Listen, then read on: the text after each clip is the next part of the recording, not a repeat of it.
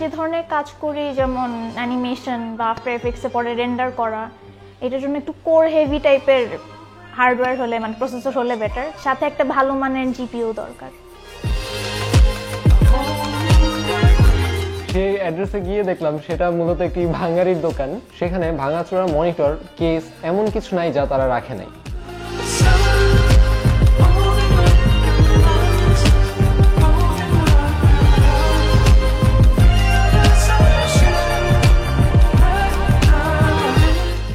আমি একজন আর্টিস্ট।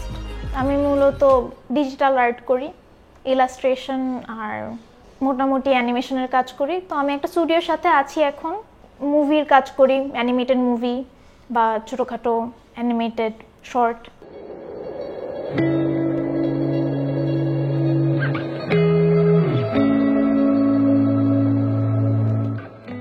আমাদের চ্যানেলে সচরাচর আমরা হাই এন্ড ফ্ল্যাগশিপ বিল্ডগুলি করে থাকি, তবে আমাদের আজকের যে বিল্ড, এই বিল্ডটি বলা যায় একটি ব্যালেন্সড ক্রিয়েটর পিসি। গত কয়েক বছরে মোটামুটি অনেক কন্টেন্ট ক্রিয়েটররাই এই সিমিলার কনফিগারের পিসি কিনেছেন বা বিল্ড করেছেন। আমাদের টার্গেট ছিল Ryzen 5 3600 এর সাথে একটি বাজেট জিপিইউ এর কম্বো করা, কিন্তু দুঃখজনকভাবে এই পিসির ওনার এই পিসি বিল্ডের প্ল্যান করার পর থেকে কোনো বাজেট জিপিইউ মার্কেটে পাননি।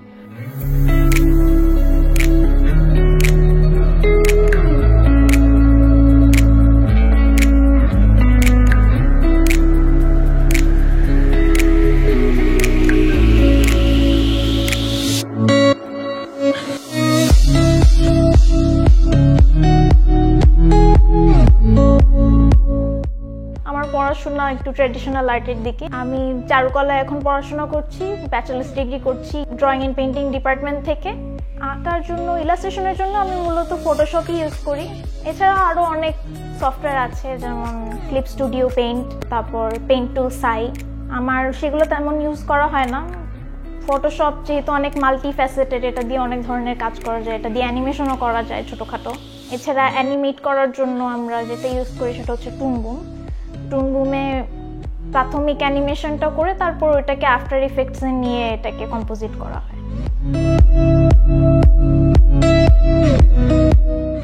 সিস্টেম ড্রাইভ হিসেবে ব্যবহার করেছি Transcend 240GB এবং স্টোরেজ ড্রাইভ হিসেবে ব্যবহার করেছি 1TB Seagate Barracuda hard drive. Target ছিল একটি 1650 সুপার নেওয়ার। 1650 সুপার তো ভালো, মার্কেটে কোনো হাই এন্ড বা লো এন্ড কোনো গ্রাফিক্স কার্ডই নাই, আর যাও আছে তাও হচ্ছে হাতে ধরা ছোঁয়ার বাইরে দাম। বেশ কয়েক মাস অপেক্ষা করার পরে একরকম বাধ্য হয়ে এই বিল্ডের ওনারকে একটি সেকেন্ড হ্যান্ড 980 Ti কিনতে হয়। মজার ব্যাপার হচ্ছে জিপিইউটি আবার হোয়াইট পেইন্ট করা, যেটি আমাদের থিমের সাথে একদমই মানিয়ে যায়। জিপিইউটা হাতে পাওয়ার পরে আমরা এর থার্মাল পেস্ট চেঞ্জ করে নিই। এরপরে টেম্পারেচার মোটামুটি সেই নতুন জিপিইউর মতোই পাওয়া যাচ্ছিল। এই বিল্ডের র্যাম হিসেবে ব্যবহার হয়েছে Corsair Vengeance LPX 8GB'র দুটি স্টিক।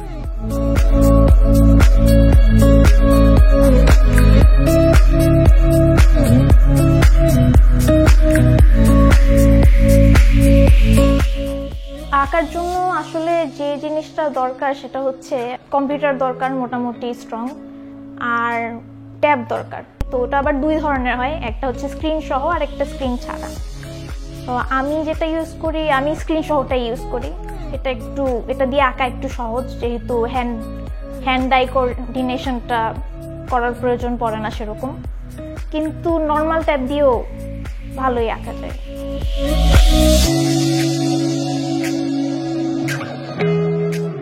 আমাদের বিল্ডের ওনার একটি NZXT-র বক্সি টাইপের কেস কিনতে চাচ্ছিল, কিন্তু যেটি ছিল তার বাজেটের একদমই বাইরে। বাংলাদেশে NZXT-র কেসগুলি 8-9 হাজার টাকার নিচে পাওয়াই যায় না। এর মধ্যেই তারা বিক্রয়.com-এ খুঁজতে খুঁজতে দেখলো একটি পুরানো NZXT S340-র অ্যাড। যদিও অ্যাডে লেখা ছিল কেসটি ব্র্যান্ড নিউ, কিন্তু এই কেসটি এখন আর প্রোডাকশনে নেই। তো যথারীতি তার কাছ থেকে আমরা ঠিকানা নিয়ে চলে গেলাম মিরপুর 60 ফিট মণিপুরি পাড়াতে। সেই অ্যাড্রেসে গিয়ে দেখলাম সেটা মূলত একটি ভাঙারির দোকান। সেখানে ভাঙাচোরা মনিটর, কেস এমন কিছু নাই যা তারা রাখে নাই। ঘটনার আকস্মিকতায় বের হয়ে এক কাপ চা খেয়ে নিলাম। চা খেয়ে মাথা একটু ঠান্ডা করে ফোনে তাদের অ্যাডটি বের করে তাদেরকে গিয়ে জিজ্ঞেস করলাম, ভাই এই অ্যাডটা কি আপনাদের? সেখানে একজন ভদ্রলোক বেশ কনফিডেন্সের সাথেই বলল, হ্যাঁ ভাই, এটা তো আমাদের কাছেই আছে, একদম নতুন কেস। কেসটি আনার পরে দেখলাম যে কেসটির সাইড প্যানেলটি হচ্ছে একদমই ফাটা। তো লোকটিকে জিজ্ঞেস করলাম, ভাই এটি নতুন হলো কি করে? তো লোকটি বললো, আরে ভাই এটা কোনো ঘটনা না, সাইড প্যানেল পাল্টে একটা নতুন কাঁচ লাগিয়ে নেবেন, কাঁচের দোকান তো পাশেই। তো আমি তাকে বললাম যে ভাই এটা হবে না আমার। তো বললো ওকে ফাইন, আমার কাছে ভাই আরো কেস আছে। কেসগুলি ঘাটতে ঘাটতে একটি কেস দেখলাম একদমই ব্র্যান্ড নিউ। ইভেন হেডফোনের যে এই রাবার স্ট্যান্ড, তারপরে এর সাথে থাকা ইনক্লুডেড স্ক্রু, ইভেন যত স্পেয়ার পার্টস সবই একদম ইনট্যাক্ট। শুধু টেম্পার গ্লাসের একটি স্ক্রু এর নিচে অল্প একটু ফাইন লাইন, যেটা চোখেই পড়ে না। বললাম কত, সে বলে 5, আমি বলি 4। শেষে 4.5 কেস বগল দাবা করে বাসায়। এরপরে NZXT প্রোডাক্ট ম্যানেজার মিল্কি ভাইকে ফোন দিয়ে বললাম, ভাই মণিপুরি পাড়ায় কি আপনাদের কোনো ব্রাঞ্চ আছে? সে বলল, দূর মিয়া।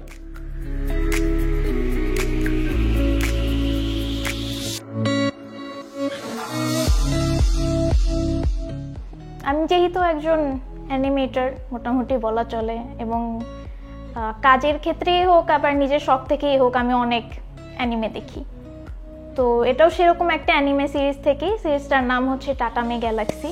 এটা আর কি মানে ক্যাম্পাস লাইফ নিয়ে। ক্যাম্পাস লাইফে অনেকে মনে করে যে অনেক কিছু হবে, তখন এটার চিন্তা করতে করতে এরা মানে আর কি নিজেরা কোনো কিছুতে ইনভলভ হতে পারে না, এরা খালি ওই ফ্যান্টাসিটাতেই সময়টা কাটিয়ে দেয়। তো এটা না করে যে অ্যাকচুয়ালি সব কিছু করতে হবে, সব কিছু যখন যা করতেছে সেটাকে এনজয় করতে হবে, মোটামুটি এটা নিয়ে আর কি অ্যানিমেটা। সামনে যে স্টিকারটা লাগানো হয়েছে ওটা আর কি ওই অ্যানিমেটা থেকে একটা ফ্যান আর্ট টাইপের পোস্টারের মতো দেখতে। আর পাশে যেটা লাগানো হয়েছে সেটা ওই অ্যানিমেটা থেকেই 3টা ডিফারেন্ট প্যানেল নিয়ে বসিয়ে একটা স্টিকার বানানো হয়েছে। আর আমার মনে হয় এই ডিজাইনটা আমার টেস্টের সাথে যায়, আমি যা চাচ্ছিলাম সেরকমই হয়েছে। হোল সিস্টেমকে পাওয়ার আপ করার জন্য পাওয়ার সাপ্লাই হিসেবে ব্যবহার করা হয়েছে Corsair CV650 watt power supply. কেসটা আনার পরে কেসটার ওনারের পছন্দ অনুযায়ী আমরা কেসটার মধ্যে অ্যানিমে থিমের ভিনাইল প্রিন্ট র্যাপ করি। ওনার নিজেই আসলে এই স্টিকারগুলি সিলেক্ট করে দিয়েছে, আমি জাস্ট প্রিন্ট করে বসিয়ে দিয়েছি। তো সব প্রোডাক্ট অ্যারেঞ্জ হওয়ার পরে বিলটি ছিল একদমই স্ট্রেট ফরওয়ার্ড।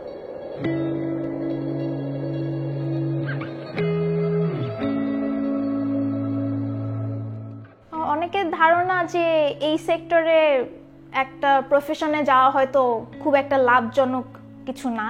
তো এটার জন্য হচ্ছে গিয়ে মার্কেটটা অনেক বড় হচ্ছে, যেমন গেম, অ্যানিমেশন, পোস্টার, বুক ইলাস্ট্রেশন, বুকের কাভার ডিজাইন, এ ধরনের সব কিছুই আস্তে আস্তে ট্র্যাডিশনাল মিডিয়াম থেকে ডিজিটাল হয়ে যাচ্ছে। আর শুধু যে এটা বাংলাদেশের মধ্যেই সীমাবদ্ধ থাকছে এমন না, এখন অনেকে ফ্রিল্যান্সিং করে বাইরের কাজও করতে পারবে, বাইরের আর্ট যে মার্কেটটা সেটাতেও যোগ দিতে পারবে। আবার অনেকে মনে করে যে আর্টের ব্যাপারটা পুরাটাই ট্যালেন্ট বেসড, কিন্তু এটা আসলে সেটা না।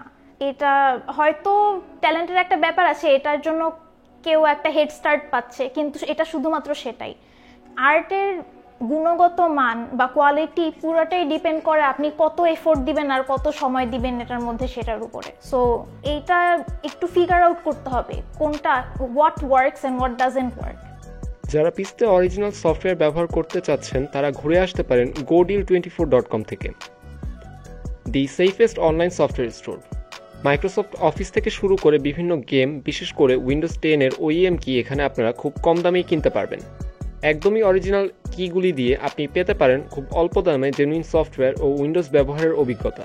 যেমন এখানে উইন্ডোজ 10 প্রো দেওয়া আছে $21.95, টেক কুপন কোড ব্যবহার করে এটা পাবেন $15.37, 1200 টাকার মতো দামে, অর্থাৎ 30% ডিসকাউন্ট, যা যে কোনো পারচেসেই পাবেন। কার্টে অ্যাড করার পরে চেক আউট বাটনে ক্লিক করে পেপল এবং ইন্টারন্যাশনাল ভিসা বা মাস্টার কার্ড দিয়ে পেমেন্ট করতে পারবেন। ইনস্ট্যান্ট মেইলে OEM কি ডেলিভারি পেয়ে যাবেন। মনে রাখবেন, একটা OEM কি শুধুমাত্র একবারই ব্যবহার করতে পারবেন।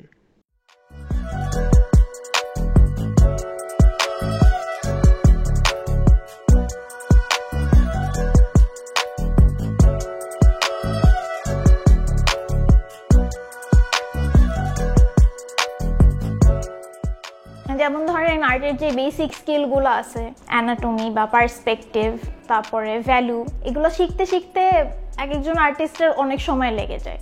এটা ছাড়াও একটা ব্যাপার কি, এটা যে শুধু করতে থাকলে আপনি শিখবেন সেটা না, আপনি যত প্র্যাকটিস করবেন তার থেকেও আপনার দেখার চোখটাকে বেটার করতে হবে।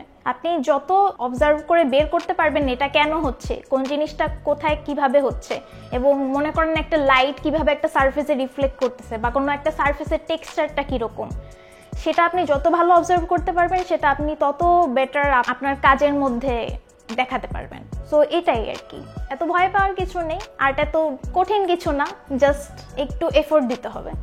আর অ্যানিমেশন একদম বেসিক থেকে শুরু করতে গেলে অ্যানিমেশনের 12টা প্রিন্সিপাল আছে বেসিক।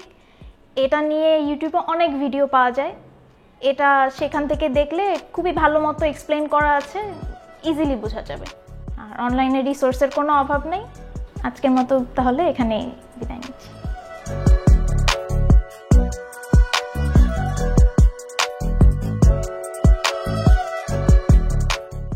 যেহেতু এই বিল্ডের ওনার একজন আর্টিস্ট, বিল্ড শেষে আমরা তাকে ফটোশপ ইনস্টল করে দিই। আশা করছি খুব শীঘ্রই বেশ কয়েকটা ইন্টারেস্টিং বিল্ড আপনাদের সামনে নিয়ে আসতে পারবো। আজকের মতো বিদায় নিচ্ছি আমি রাকিব। খোদা হাফেজ।